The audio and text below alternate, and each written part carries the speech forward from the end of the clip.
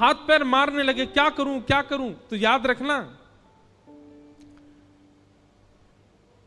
गहरे जल में अगर कभी गिर जाओ, हमारा एक सूत्र अपनाइएगा, गहरे जल में यदि कूद कभी गिर जाओ, भगवान करे कभी ना गिरो, पर गहरे जल में कभी गिर जाओ, एक तो मुंह बंद रखना और दूसरा हाथ पांव को ढीला छोड़ देना। आप डूब ही नहीं सकते। डूबता वही है जो हाथ पैर चलाता और मुंह खोल के रखता है। ठीक वैसे ही संसार की विषम आपत्ति में जब गिर जाओ, एक तो मुंह बंद रखना, मुंह मत खोलना, और दूसरा हाथ पैर बहुत मत मारना। इससे फोन कर, उससे फोन कर, इससे बात कर, ये नेता को फोन करो, अरे वो डीएम साहब को फोन करो, इनसे करवाओ, ये करवाओ। आप विचलित हो ही जाओगे। हम अपनी एक घटना बताएं, अभी की बिल्कुल 2 दिन 4 दिन पुरानी घटना। हम जिस दिन भोपाल आ रहे थे, हमारी शाम 7 बजे की फ्लाइट थी। तो 3 बजे क्या नाम है, फरीदाबाद में एक इंटरव्यू था।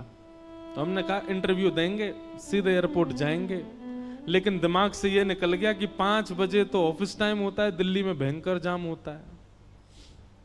अच्छा, इंटरव्यू होते होते जो साहब जी हमारा इंटरव्यू ले रहे थे, वो ऐसे लीन हो गए इंटरव्यू में कि उनके आंखों से तो अश्रु निकले और समय बढ़ता है। वो कहे एक प्रश्न और, एक प्रश्न और। मैंने कहा भैया मेरी हवाई जहाज छूट जाएगा। बोले एक प्रश्न और। इतना देर तक हो गया कि फिर हम भागे। अब भागे तो महाराज हवाई जहाज हमारा छूटने को। अब संग में जो 2-3 भैया थे, कोई कहे ट्रेन बुक करा दें, कोई कहे सुबह की फ्लाइट बुक करा दें। और प्रसन्न मैंने कि कुछ नहीं, चलो एयरपोर्ट पहुंच जाएंगे, देखेंगे, मिल गया तो बढ़िया, नहीं तो कोई भोपाल दूर है क्या, गाड़ी से ही चले जाएंगे। उनके मन में बार बार आवे नहीं नहीं कुछ तो करना है। एक पंडित जी लगे टिकट देखने, राजधानी में 2 सीट खाली हैं, उसमें 3 सीट खाली। अभी हवाई जहाज में 1.5 घंटा है, लेकिन ट्रैफिक इतना था कि पहुंच ही नहीं पाएंगे।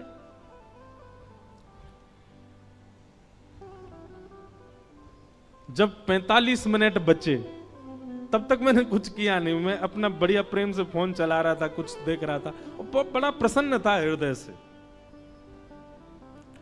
तो फिर हमने कहा चलो भोपाल में जो हमको एयरपोर्ट लेने आ रहे हैं उनको संकेत तो कर दें कि हम नहीं आ पाएंगे, हवाई जहाज तो मिलना नहीं है। हमने उनको फोन करके कहा, मैंने कि सुनिए, हमने ये नहीं कहा कि कोई व्यवस्था करो, मैंने ये कहा अब हम नहीं आ पाएंगे। मैंने कहा अब हम सुबह पहुंचेंगे, ट्रेन से आए तो 4 बजे पहुंचेंगे, सुबह वाली फ्लाइट से आए तो 5 बजे की फ्लाइट है उससे आएंगे, तो अब हम सुबह आएंगे, आप घर पे ज्यादा व्यवस्था मत करना। बोले महाराज जी 5 मिनट दीजिए। उन्होंने एयरपोर्ट फोन करके वहां की सिक्योरिटी वगैरह से कहा, बोले कि महाराज जी के बैगों के सारे टैग निकाल दो और बोर्डिंग पास निकाल दो, ये करवा दो, वो कर दो। और उनका फोन आया, बोले आप एयरपोर्ट पहुंच के बस इस नंबर पे फोन कर देना महाराज जी, अगर हुआ तो मिल जाएगी। मैंने ठीक है।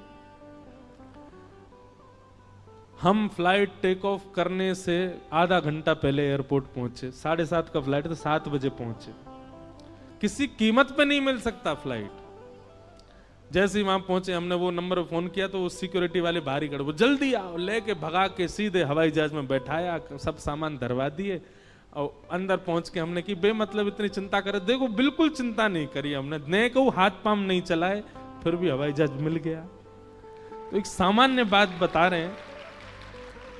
और निश्चित है अगर 20 जगह फोन करते, अब हवाई जहाज से तो आने जाने लगे रहते हैं, तो एयरपोर्ट में भी 5-6 लोग जानकार हैं, उनको भी फोन घुमा, इसको भी फोन घुमा, इंडिगो वाले को भी फोन कर दो, एयर होस्टेस को भी फोन कर दो, उसको भी कह दो, निकल ही जाना था। वो कुछ नहीं किया, बैठे रहे। ऐसे ही जीवन में भी करो। तन की पीड़ा आवे, मन की पीड़ा आवे, बौद्धिक पीड़ा आवे, पारिवारिक पीड़ा आवे, एक तो मुंह बंद रखो और दूसरे हाथ पांव कम चलाओ, नहीं डूबोगे। और हाथ पांव भी चलाए, मुंह भी खोला, सब पानी भीतर घुस जाएगा, डूब और जाओगे। तो इसलिए भैया ये सूत्र है, इसको समझ लीजिएगा। परीक्षित परेशान नहीं हुए। परीक्षित जी महाराज ने विचार किया कि अब श्राप तो लग गया है, इसका कुछ निदान नहीं। अब मैं जाऊं ब्रह्मा जी के पास, मैं जाऊं ऋषियों के पास, सबसे जाके कहूं मेरा श्राप हटाओ, कुछ नहीं होने जाने वाला। देव